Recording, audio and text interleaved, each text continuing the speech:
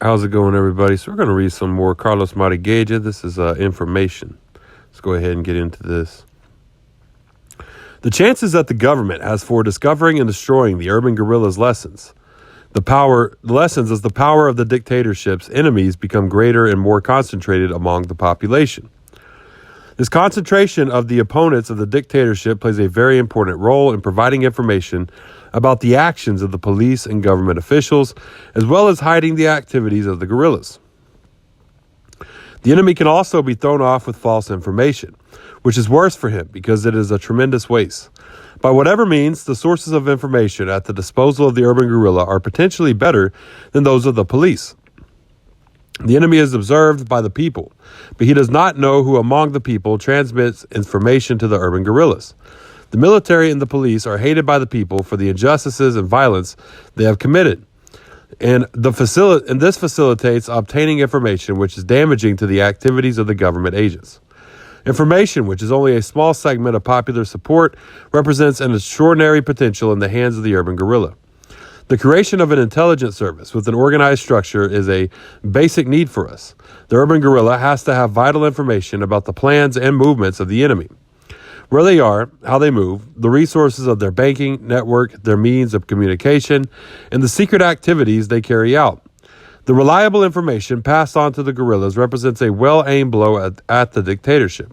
The dictatorship has no way to defend itself in the face of an important leak which facilitates our destructive attacks. The enemy also wants to know what actions we are planning so he can destroy us or prevent us from acting.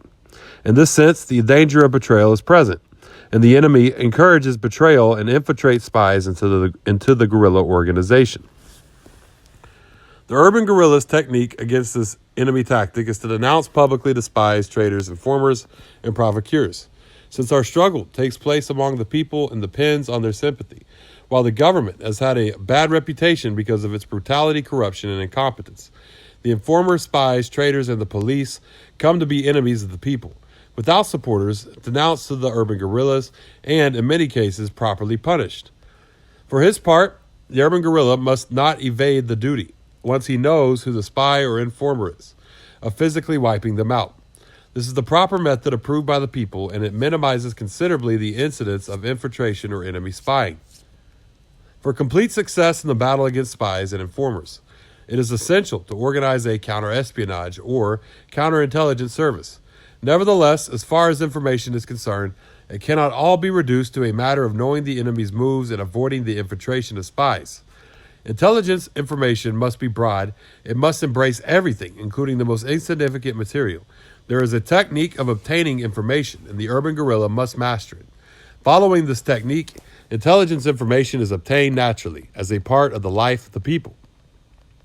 The urban guerrilla, living in the midst of the population and moving about among them, must be attentive to all types of conversations and human relations, learning how to disguise his interests with great skill and judgment. In places where people work, study, and live, it is easy to collect all kinds of information on payments, business plans, plans of all kinds, points of view, opinions, people's state of mind, trips, interior layout of buildings, offices and rooms, operation centers, etc. Observation, investigation, reconnaissance, and exploration of the terrain are also excellent sources of information.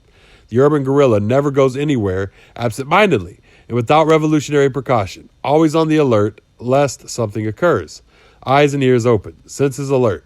His memory is engraved with everything necessary, now or in the future, to the continued activity of the guerrilla fighter.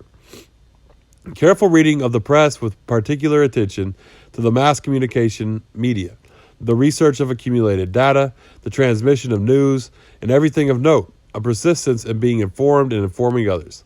All this makes up the intricate and immensely complicated question of information, which gives the urban guerrilla a decisive advantage.